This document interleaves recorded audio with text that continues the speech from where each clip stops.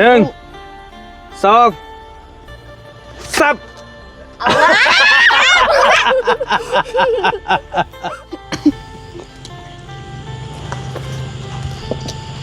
กินแซ่บเว้ยคุณข้าวนี่ก็ย่านในหนึ่งอยู่ย่านอยู่ สไลด์ตาหาซีเมนต์ พอบอกก็จะนะพอย่านย่านงูบ่ โมเมนอันมันมางอยในจนะประตูเมือง บ่แล้วย่านบ่ ยาสีฟันด้วย งูมันสินกลางเดึกเลย ร้อนเจ้าบันนี่เฮ้ย เขาเขาหมักเหาะใส่มันจังเงียบ ก็คิดเป็นหยังนกมันห้องธรรมชาติมันจะสิย่านเนี่ยเนี่ยแม่ท้ายถือกิลี ถ้าเธอกิลี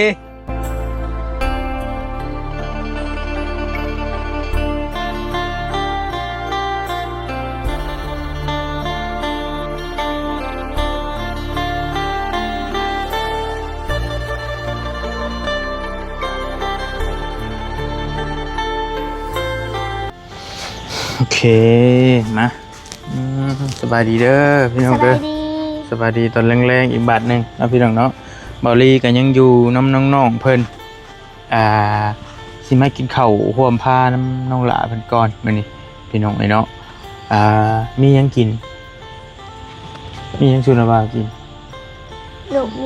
ลูกมี เป็นตาแซ่บแท้กินพูดแล้วจักห่อเจ้าตะเก่าลูก ห่อเดียว ห่อเดียวอิ่มบ่ อีก โอ้นะบ่าว3ห่อบางที เอามันหิวเลยเฮ็ดได้ซั่นน่ะพอเราทักทายสวัสดีกันอยู่กระตูบน้องเพิ่นพี่น้องก็ต้องยอมรับว่ายุ่งนี่หลายแฮงกับคลิปนี้เบาลี่มีแนวมาเซอร์ไพรส์น้องเพิ่นอีกบาทหนึงเฮ็ดหน้ามีหยังคิดว่ามีหยังนะว่ามีหยังมาเซอร์ไพรส์ยังโมหู มีอ้ายใจดีอยู่ทางต่างประเทศเพิ่นฝากแนวมาให้ปอแนวก่อนก็ได้มีแนวมาให้ทายสิว่าเป็นหยังคิดเบิ่งจะคิดว่าเป็นหยัง เงิน จะคิดว่าเป็นหยัง เงิน จะคิดว่าเงินบ่แม่นเงินพวกนี้ละเมอพี่น้องเพิ่นเล่าให้ฟังนะละเมอว่าได้จับเงินตื่นเต้นบ่เคยได้จับเงินเด้อลูกบอลลี่ก็ยังอยู่น้ำน้องๆขายกอยเพิ่นนี่แหละที่เพิ่นไปขายกอยเอาจังซี่อีหลาลุกขึ้นแล้วเอานั่นลงให้นาบาวเนี่ยเสือพอจะบ่เฮาก็มานั่งอยู่หม่องพอแล้วอยู่ค่อยๆเอาลงค่อยๆ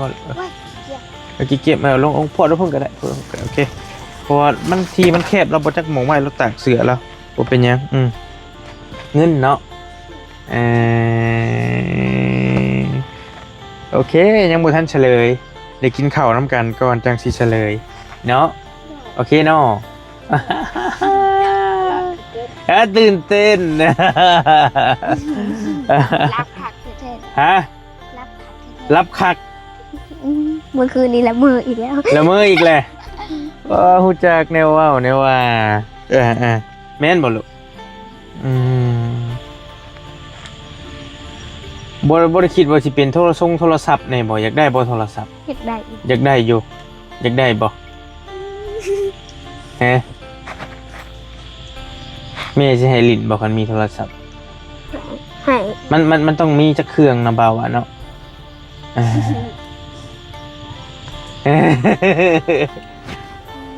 ลิ้นน้ำการสมมุติอ่ะเจ้าทายว่าเงินแหละเด้มันก็สิเป็นเงินเดลีบ่จักแหละ ขารุ่น โทรศัพท์มันจำเป็นกับชุมเจ้าบ่สะลูกบ่จำเป็นปานใดแม่นบ่เคยลิ้นแล้ววะเคยลิ้นโทรศัพท์อยู่แล้ววะฮะบ่เคยลิ้นโทรศัพท์ครับเอาเลยสิลิ้นเป็นสมมุติว่าหั่นน่ะบ่าวซื้อมาให้นี่ เป็นอยู่เพราะว่าเคยลิ้นโทรศัพท์หนูนะ เอาลิ้นโทรศัพท์หมู่เป็นและหนังสือสมมุติเรียนแท็บเล็ต เพราะว่าอาจารย์เพิ่นสอนให้เขียนแท็บเล็ตบ่ลูกโอ้คือดีแท้เทคโนโลยีมันล้ำหน้าแล้วคุมื้อนี้เนาะการเรียนก็มีฮอตแท็บเล็ตถูกเพิ่นให้ลองเรียนเบิ่งบ่ลูก คณิตศาสตร์ เ เกี่ยวกับเลข เกี่ยวกับแบบใดเพิ่นให้บวกให้ลบ มันเป็นคือเกม อื แบบเก ม มแข่งรถว่ามันมีเลขในตนาว่าระหว่าง7บวก13เท่ากับต้องรีบขี่รถแล้วก็ต้องไปหาเลขตัวนั้นจำเล อื ขตัวนั้นแล้วมันก็ ม7บวก13เท่าไรสะบัดนี้เอาว่าอาจารย์สอนอยู่บ่จื้อ7ก้อนดินฮะ20แม่นบ่ 13 ถูกต้องโอ้เก่งเลยแล้วแน่ใดอีกเพิ่นสอนแน่ใดอีก หลายอย่างมีการหาร แล้วก็คูณ คูณ เชื่อไรกับมีแต่ป .3 กับป .4 เนี่ย 9หาร3 9หาร ได้เท่าไหร่ง่ายๆเด้อนี่ 3 9หาร3 นี่3คนนี่ปั่นกันได้คนเท่าไหร่ 9หาร3 เงิน 9,000 แบ่งกัน3คนได้คนจักพัน ได้คนละ 9หาร3 ฮะ คนละ3 ผู้นี้ไว้นี่นานเก่งป .3 เจ้าสิเจอค่ะ เออ เลขคูณอ่านขนาดเลขคูณยังบ่เป็นแต่เขียนไปหมู่หมวดได้สิ ว่า เคย ว่า ป .3 นี่นักเติบ ว่า นักแห้งอีหลีป .3 ย่านแต่เลขคูณที่ เอาจั มั ง น สิ เป็นแบบอันทางตักนั่นแหละอันเลขคูณทางตักน่ะยังบ่ได้เป็นสับ เป็นนะคะ อีหยังกระบวนเหนือความพยายามความตั้งใจเด้อนางเด้ออย่าย่อท้อกับมันสู้อย่างเดียวเดี๋ยวมันก็ผ่านไปเดี๋ยวมันก็ได้เก่งไอ้นาบ่าวเซลว่าชุมเจ้าเฮ็ดได้คือสิชาญฉลาดเด้อน้องๆเพิ่น ต่อไปสิเริ่มได้อีก ป .2 นี่อาจจะยังอ่านได้อยู่ในหนึ่ง ตื่มมาอีกหน่อยหนึง12หาร3เท่าไหร่เงิน 12,000 ปันกัน3คนเท่านี้ 2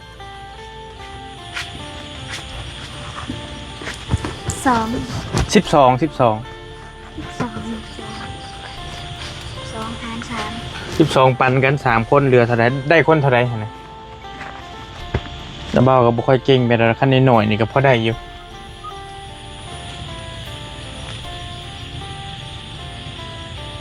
เท่าไหร่จ๊ะ สองคนน่ะได้6แต่อีกผู้หนึงได้บ่แม่12ได้ลูก 5 12อ่ะ 12หาร3คน 12 หาร ได้เท่าไหร่จ๊ะ มันง่ายๆนึงนะนี่มันง่ายๆนึงนี่ 3 บ่ชามกับเก้าแล้ววะเฮาเว้ากันได้กินนี่9บวก3เท่าไหร่เอาสมมุติว่า 9บวก3 9 12 12นี่บัด9หาร3ได้คนเท่าไหร่ได้คนเท่าไหร่กินนี่ 2 บ่แม่น9หาร3ได้คนเท่าไหร่กินนี่นะบ่เฮาเว้ากันได้กิน 3 ได้ 3 ได้คนละ3นี่เอามาเพิ่มอีกคนละก้อนได้เท่าไหร่ 4 เน่ได้คนละ4แต่ต้องไล่แบบนั้น12หาร3ได้คนละ4แต่ว่าเจ๋งอยู่ดอกน้องๆเพิ่นนี่พี่น้องอีเนาะ เลขส่วนก็อาจจะป .4 นี่ก็อาจจะง่ายอยู่ป .4 เลขส่วน เลขส่วน เลย บ่จักเลยนะเบาบ่จักเลยตัวน่ะเป็นแบบใดบอกให้ฟังหน่อย มีจำนวนพูดกับบ่มีจำนวนพูด เป็นแบบใด แบบมันสมมุติอันนี้ก็2แล้วก็ขีดแล้วก็อันนี้สิเป็น5แล้วก็อันนี้ก็สิเป็น3แล้วก็ขีดอีกเป็น5แล้วก็เขียนเท่าเขียนบวกใส่ทางกลาง 10ยกกำลัง2ยกกำลัง5อหย่างนั้นบ่ ด้วย อันเบาบ่จักตัวนี้บ่ได้เคยเรียนเลขตัวนี้ 2มาบวกกับ3ก็เขียน5ใส่นี่เขียน5ใส่แล้วก็เขียนขีดจังซี่แล้วก็5บวก5ก็เท่า5คือเก่า อื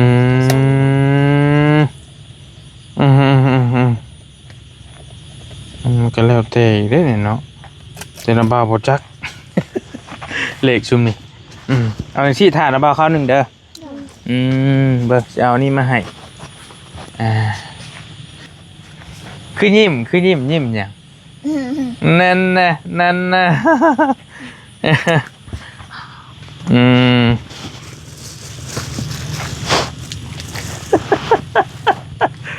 เป็นดีใจเป็นคลิปตัวคนชี้ได้อย่างได้เห็นเนาะ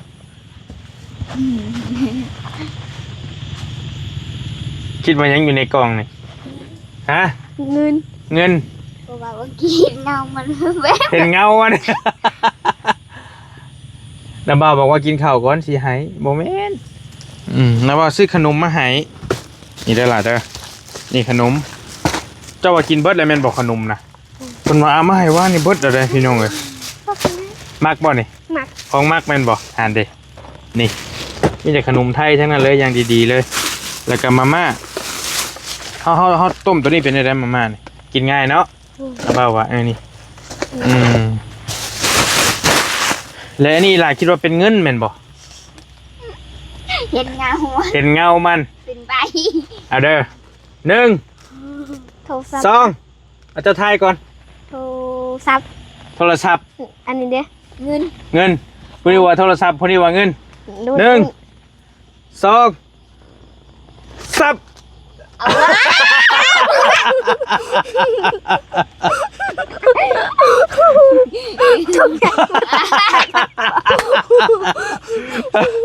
ซาลาเปา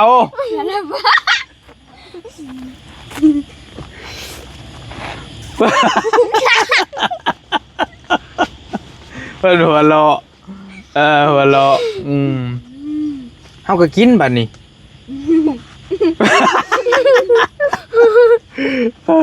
นางไงผิดหวัง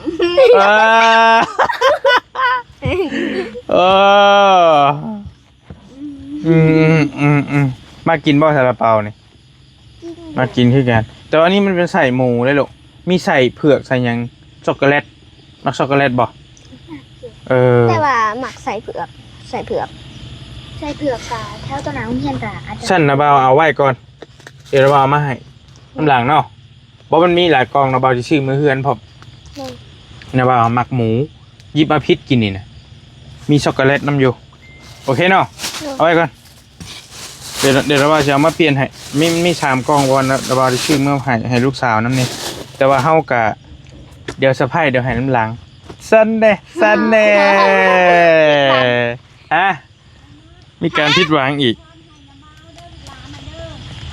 บ่เป็นหยังเอ้ยได้แล้วบ่เป็นหยังกำลังคุยกันอยู่แม่เราก็เป็นห่วงยันว่าบ่เป็น เฮากินมีกันเนาะเจ้ากินน้ำกันเราอ่ะชุมเจ้ามีน้ำห้อนอยู่บ่ต้มใส่ๆลูก ยกใส่กระป๋องเลยก็ได้ มาเบิ่งดูไปนะบ่าวไปเบิ่งดูอันนี้ ไงถือเจ้า ดูใส่นี่มาเบิ่งดูจะสิลวกใส่ ลูกใส่ฟองนึงก็ได้ ใช้หม่องลวกเจ้าต้มน้ำห้อนเลยลูก ต้มเหรอ ใช้ต้มใส่พานาบามาเบิ่งดูที่มันลวกอยู่พี่โอ้เฮ้ยคันคากก็มี ใช่ ไปเลยผู้ขณะตบใหญ่นึงเห็นบ่กดโปดอยู่หั่นเอามาเลยมีตัวนั้น นี่เห็นบ่นะเบิ่งอันนาบาสิเบิ่งหั่นน่ะเห็นบ่ มันมาแต่ใส่ นี่คันคาก มีหลายอยู่ นี่บ่แม่นกบ แล้วก็ ปลามาลวกเบิ่ง เอาเจาะมาเลยตักน้ำพอ โอเคเอามา พี่จะมีตัวเดียวว่ะเบิ่งมาเบิ่งอันนี้บ่ แกะ บ่ต้มน้ำร้อนลวกมีเฮาพี่น้องเอ้ยชีแล้วชีวิตอยู่ในป่ามันก็สิประมาณนี้แหละสำหรับคนอื่นก็ต้มใส่หม้อน้ำร้อนน้องหลาเพิ่นต้มใส่หม้อนึงถูกต้องแล้วนางเอ้ยชีวิต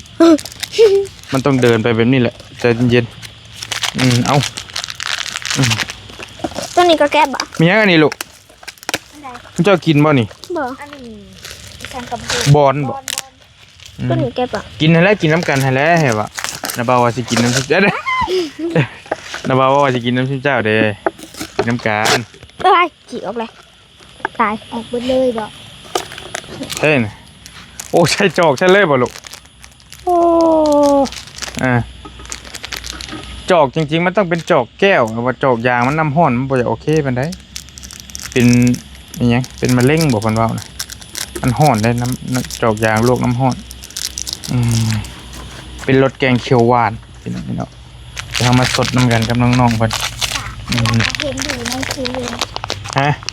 เห็นอยู่ในเซเว่นเหมือนกัน อันนี้บ่ม ซื้อได้ไหมมามันก็อยากเข้ามาของน้าบ่าวลุงเจ้าเอาตัวใด เอาตัวนี้ เอาตัวนี้โอเคของน้าบ่าวใช้แต่อันนี้ก็พอเด้อใช้แต่อันสีชมพูนะ ใช่แต่ผม เลยมันกับบุมีเขียวหวานแล้วเนาะเขียวหวานมันอยู่นี่เป็นบ่นะ ใส่เบิ้ลเลยก็ได้สินะกินข้าวน้ำลานมันพี่น้องชิว่าก็ได้กินข้าวน้ำลูกลานน้ำน้องอ่อนน้องซอนมาอบอุ่นน้ำน้องเพิ่นก่อนพี่น้องเนาะนึกเห็นบรรยากาศตอนบอลลี่ไปหาน้องสายฟ้าแต่ก่อนสายฟ้าบุญทวีสายฟ้าแหละเป็นหลักเพราะว่าตะกี้เห็นโอ้ก็ไปเป็นหมู่สายฟ้าอยู่คนเดียวสิแหละบอลลี่ก็ไปกินข้าวกินน้ำน้ำเพิ่นนนแต่ว่านี่ก็น้องเพิ่นยังใครทำมีพ่อมีแม่อยู่ร่วมกันพี่น้องแต่ว่ามันก็งอยๆเงียวๆอยู่เด้นี่พี่น้องอยู่ป่าเห็นเนาะคือว่าหั่นแหละที่เด้อ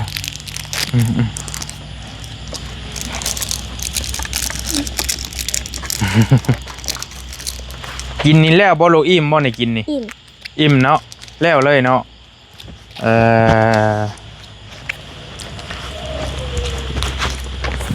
สู้ๆลูกเอ้ยก็มีทีมงานเอาข้าวเอาน้ำมามอบให้ลายแล้วพี่น้องนี่เนาะเป็นแนวอย่างน่ากินนี่คือว่าน้องเพิ่นก็โอเคพออยู่เกี่ยวกับข้าวนะแต่ว่าขนมนี่เบิดแล้วของอ้ายเอ้ยว่าซั่นพากันกินเพิ่นก็หิวหั่นแหละคนกำลังอยากกำลังกินให้กินขนมเดี๋ยวบ่ได้ซื้อมาให้อีกมื้อนี้แต่ว่าเดี๋ยวสิตบท้ายเดี๋ยวมีเซอร์ไพรส์นั่นซั่นแน่ บ่สิว่าหยังเด้บัดนี้เนาะอันก็ใส่ปะ เพิ่นก็ยังงงๆอยู่จักสิเซอร์ไพรส์หยังเอาน้าบ่าวบ่มันยังคือหยังตัวน่ะลูก ซอสมันบอก ซอสเขียวหวานบ่ใส่รส อันนี้ผสมแล้ว ใส่รสลูกใส่รสแต่ตัวลายน้าบ่าวบ่ค่อยกินน้ำมันเด้น้ำมันน้าบ่าวบ่ค่อยมักปานใด อันนี้น้ำมัน ใส่รสบ่เป็นหยังใส่รส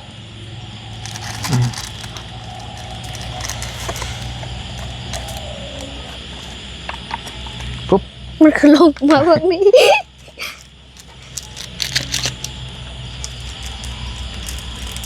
ขอยัดอ้วนดิ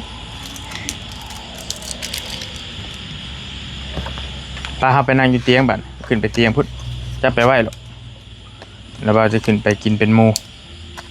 สอบแล้วดิสอบ เด้ง บรรยากาศค่อนกุ่มๆพี่น้องแต่ว่าทางที่ดีนี่มื้อหน้าคันบ่ลืมสิหาซื้อยากันท่ากันยุงมากันมากลางคืนบ่ว่ากลางคืนกลางเว้นแหละยุงหลายแฮงมาจิตตะพี่น้องเอ๋ย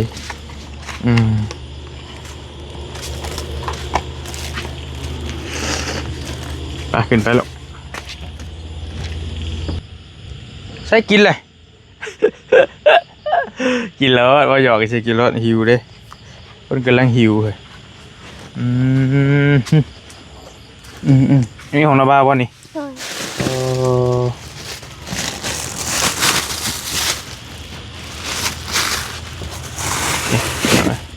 อย่าลืมสาดพอแล้วได้นี่หนุ่งยังห้องกุ๊ก อาจจะนุกเข้า หนุ่งเข้าแม่นบ่แต่ญาติในเนาะเสียงมันเนาะยุ่งแม่นบ่นะมาเด้อพี่น้องเด้อสวัสดีเด้อพี่น้องเด้อ ไปดี ลูกเข้าบ่แม่นบ่นี่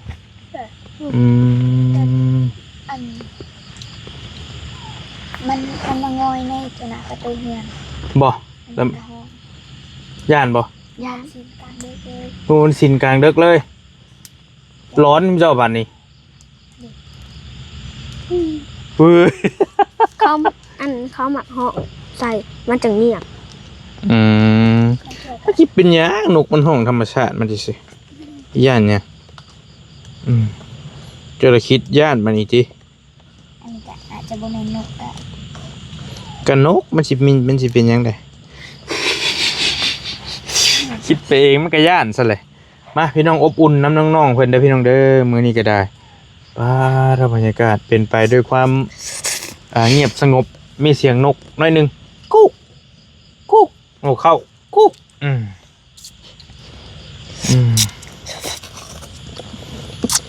กินมีปีบอรี่ซื้อมีมาให้เพราะแต่เป็นมีแบบนี้ฮู้อยู่ว่ามันกินง่ายนะมันแบบว่าพกพาไปทางไหนมาทางไหนก็กินง่ายไปนี่อยู่กับน้องออนน้องซอนเฮาสองหล่าเฮาโดนเซอร์ไพรส์ซาลาเปา หัวเราะ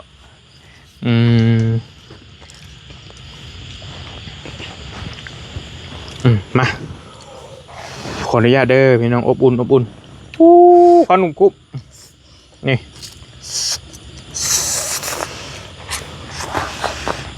พวกกินแซ่บไปเลยเว้ย แซ่บป่ะ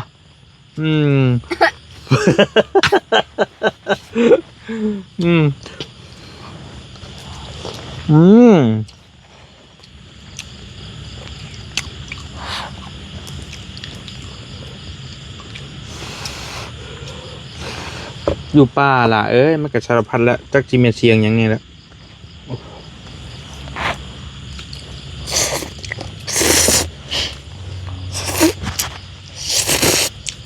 กินแซ่บพอข้าวได้หน่อยนึงก็บุญกับข้าวบ่ละ บ่สลากับบ่หมักเป็นได กินอันเดเปิดกินน้ำกันอยู่เด้ เป็นได้บ่ ปิดกันเดี๋ยวมาเปิดทำไมปิดแล้วเดี๋ยวยุ่งต่อเป็นยังข่าวลายแล้วมื้อนี้ก็บาจานสอบหนึ่งบ่เตียง100 โลวานบอรี่60 โลวันนิ้ว50 โลซ้ำสิกิน2-3 เดือนพุ่นละ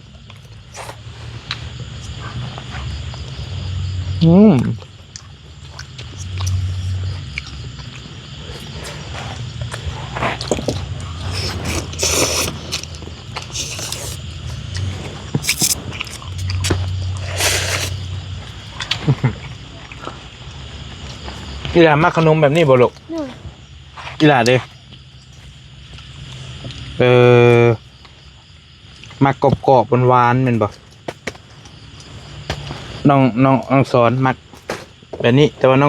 งอ่อนมักแบบนี้ยูโรแล้วว่ามักเบิด2 ยูโรกับเอลเซ่ อันนี้นี่เอลเซ่ มีรสช็อกโกแลตอันนี้กาแฟบ่อันนี้ก็จะเป็นกาแฟบ่ด้วยช็อกโกแลตนี่แหละ ช็อกโกแลต แม่นบ่นะพอพี่น้องไหมขออนุญาตเด้อ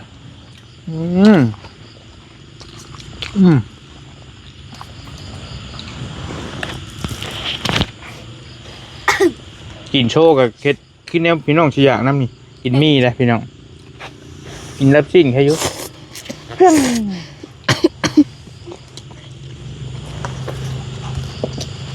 กินแซ่บเว้ยพี่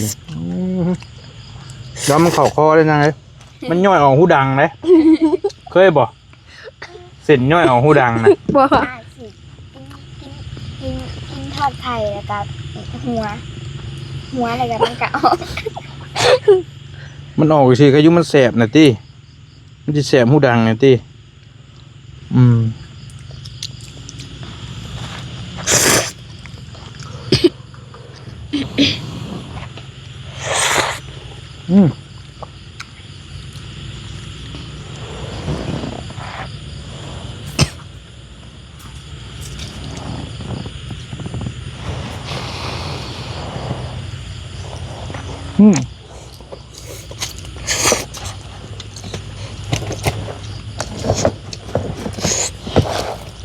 กินข้าว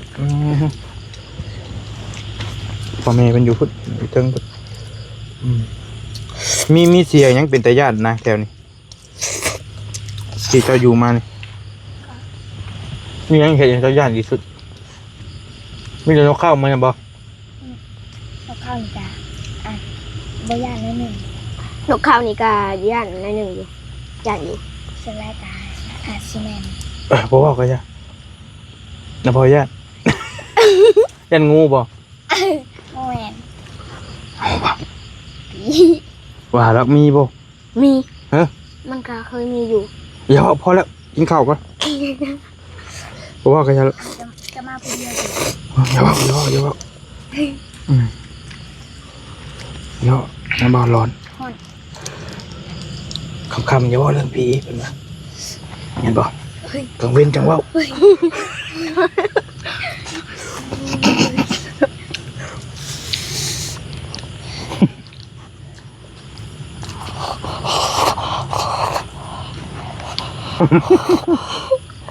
จริงแจ้เว้ยลองไม้เปียกเด้อการไม้เปียกยังเยอะเกิน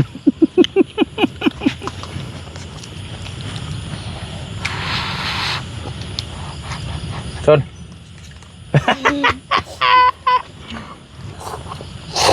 ชน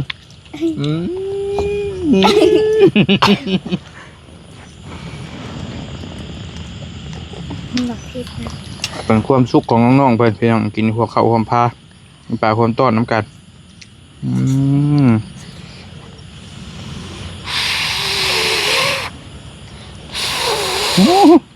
เขาเริ่มสิอิ่มแล้ว เป้าปะนั่นบ่ละอิ่มในกับโบบังคับได้นังเด้ออิ่มในจังก็ค่อยกินอิ่มในก็ได้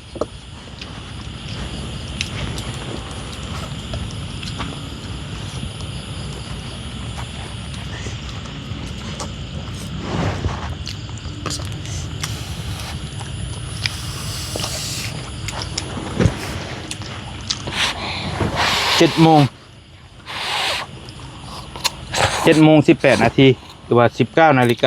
19:18 นาทีบ้านเราเอิ้น7 โมงเลยพี่น้อง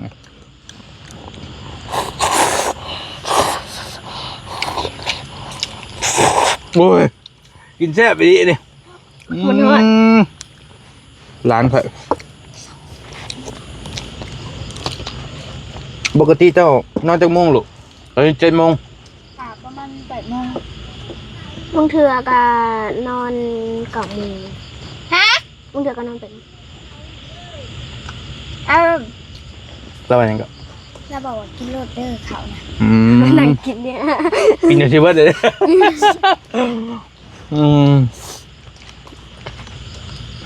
เมย์แล้วก็เป็นห่วง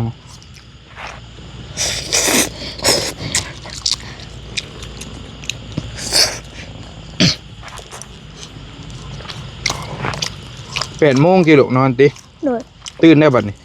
หมือนกัน จะเว้นขึ้นบ่ ใกล้คันแล้วกันเวลาฝนตกมาเลยกันการฉีเสียงฝนตกมาแหละ นอนต่อตื่นตื่นเลยกันลุกกินเขาช่วยหนากินเขายำข้าวของเฮียนให้ตื่นเช้าไอ้นี่เนาะเตรียมโตอาบน้ำไปโรงเรียนตอนแรกๆกัน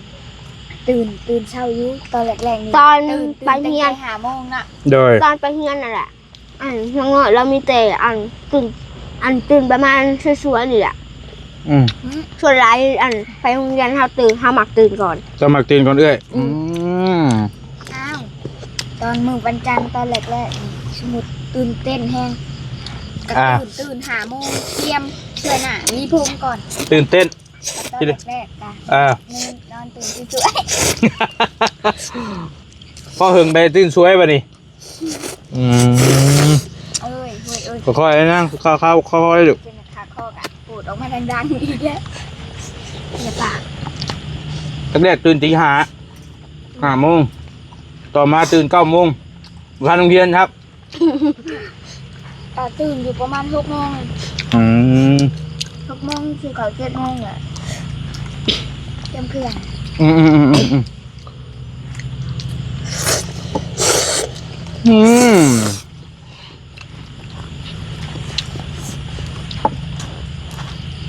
แซ่บอะไร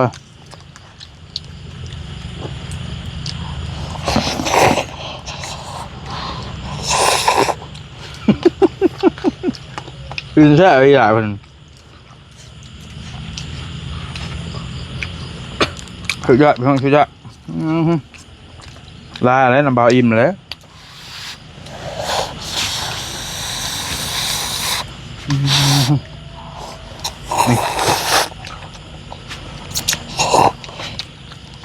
แซ่บพิลึกพิลือตั้งกินแบบนี้บ่ลูกค่อยๆกิน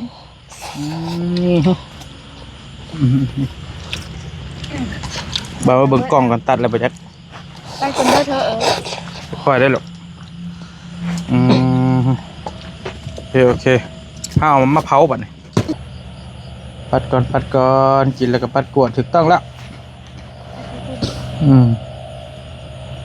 น้องอันนี้ กินแล้วก็กินขนม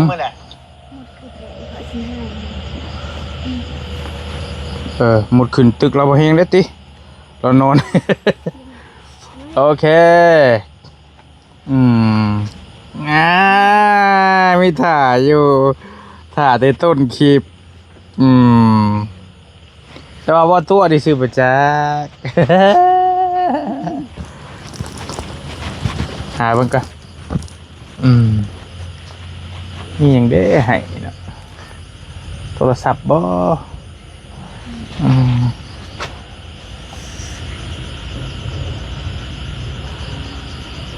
โอเคพี่น้องบอลี่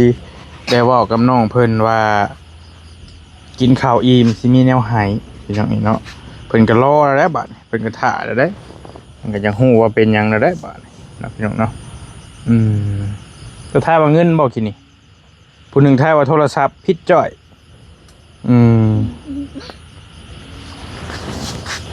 อันนี้กะบ่แม่นคิดอีกบ่จัก ฮะอาจจะใช่กิน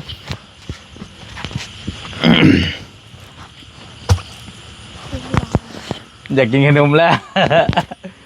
แป๊บนึงว่าน้ำลุงก่อนว่าน้ำนาบาวก่อนจะหน่อยนาบาวจะออกปะเด้อรับตา1 2 1 2 2 3หยัง แม่ท้ายถืออีหลี ถ้าถือกิลีอันนาเบิ้งเท่าไหร่เงินโอ้โชคมานได้แต่เงินเกาะได้แต่เงินดีๆล้ออันนี้ ที่จะหาสิกันบ่ โอ้2 4 นับเบิ้งหรอ 4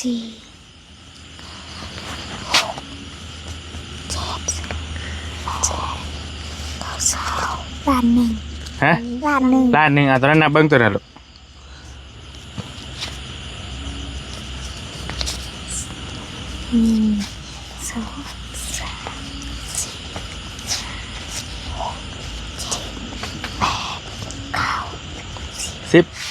2 ล้านว้าท้ายถือกิลีเหรอกันนั่นแล้วเด้อเบิ่งฟังนะนาบาวสิเล่าให้ฟังเด้อนางเด้อมีผู้ใหญ่ใจดีเพิ่นฝากเงินมาให้เจ้าเด้อเพิ่นว่าฝากเงินมาให้น้องๆแน่ว่าสันเพิ่นอยู่ทางต่างประเทศเด้อนางเด้อเพิ่นบ่ให้ออกชื่อออกเสียงเป็นอ้ายใจดีท่านหนึงเพิ่นฝากมาให้โอ้ตกใจเด้บ่จับน้ำน้ำขังคือนี่เลยบ่อันนี้ว่าต่อคัดนั่นนึงพี่น้องเนาะเบิ่งนาบ่าวพี่ได้บ่น้ำนาบ่าวพี่เด้อมีอ้ายใจดีท่านหนึงเพิ่นอยู่ทางต่างประเทศเด้อนางเด้อเพิ่นฝากเงินมาให้$100เป็นเงินกีบก็ประมาณ2 ล้าน2 แสนกีบแต่เพิ่นว่าให้นาบ่าวซื้อข้าวต้มขนมมาให้แน่เพิ่นนาบ่าวก็ซื้อฮักซื้ออันนี้มาให้เด้อแล้วก็เหลืออยู่2 ล้านบัดนี้แล้วก็ฝากให้อีหล่าขอบมุกขอบใจขอบบุญขอบคุณอวยพรให้เพิ่นนางเด้อเก็บเงินไว้เอาไว้ให้แม่เก็บไว้แล้วก็ไว้เฮียนไว้ซื้อหันซื้อนี่ก็สิแล้วแต่นางเด้ออยากซื้อหยังก็ซื้อเอาเอาเงินไว้ให้เจ้าจะเอาไว้ใส่เงินกินนี่บ่โอเคเจ้าบ่จะได้เฮียลูกเงินอันนี้ผู้นี้ต่างหาก FC 500 บาทตอนนี้เพิ่นฝากให้เก็บไว้ลูกเอานบมือขึ้นให้ผู้นึงเว้าก่อนให้เอ้ยเว้าก่อนก็ได้เด้ออ้ายใจดีจากฟังจากต่างประเทศเด้อเพิ่นบ่ให้ออกชื่อผู้ใหญ่ใจดีก็แล้วกันอยู่ต่างประเทศเด้อว่ารถขอบใจเด้อผู้ใหญ่ใจดีที่ฝากเงินมาให้ร้านขอให้ส่งให้มานให้ร่ำให้รวยปรารถนาสิ่งใดขอให้ได้สิ่งนั้นโดยสาธุโอเคแล้วให้อีหลาว่าบัดนี้เอามาไม้ให้น้องหน่อยนึงลูกเสียงมันแจ้งขอบคุณก็ได้ว่ารถว่าคือเอ้ยว่าหั่นแหละขอบคุณ ขอบคุณผู้ใหญ่ใจดีที่ฝากเงินมาให้ร้านให้ร่ำให้รวย ให้อยู่ดีมีแฮง ให้อยู่ดีมีแห้งปรารถนาสิ่งใดให้ได้สิ่งนั้น เด้อ สมควรปรารถนาสาธุ สาธุโอเคคักดีใจน้ำเด้ออยู่ดีมีแฮงแล้วเป็นเด็กดีเด้อนางเด้อตอนนี้หลายคนกำลังติดตามซุ่มเจ้าอยู่หลายคนกำลังให้ความสนใจแล้วก็เอ็นดูสงสารก็มีแต่เป็นเด็กดีเด้อเป็นเด็กดีเป็นเด็กขยันหมั่นเพียรเชื่อฟังความพ่อแม่ตั้งใจทำใจเฮียนให้แล้วก็จังมีผู้อยากสนับสนุนตอนนี้ก็หลายคนให้ความสนใจน้องหลาเพิ่นอยู่เนาะน้องมันก็ลำบากขาดแคลนหลายสิ่งหลายอย่างหั่นแหละพี่น้องเนาะก็อยู่ในป่าหิมดอนพี่แล้วก็อยู่ที่ดินคนอื่นว่าซั่นก็กำลังหาทุนซื้อให้เงินซื้อดินให้อยู่แต่ว่าอันนี้เป็นเจตนาของเพิ่นฝากมาว่าให้เอาเงินมามอบให้เฮาก็มอบเอาตามเจตนาของอ้ายจะดีเพิ่นขอมอบขอบใจเพิ่นหลายๆเด้อให้อยู่ดีมีแฮงร่ำรวยเด้ออ้ายเด้อโชคมาให้เฮงปังๆเนาะป้านาบ่าวปิดคลิปจบคลิปก่อนบัดนี้จะหน่อยนาบ่าวสิเดินทางแล้วเด้อสบายดีนางสบายดีเป็นเด็กดีเด้อโอเคไปแล้วพี่น้องบ๊ายบายมืดแล้วเนาะโดย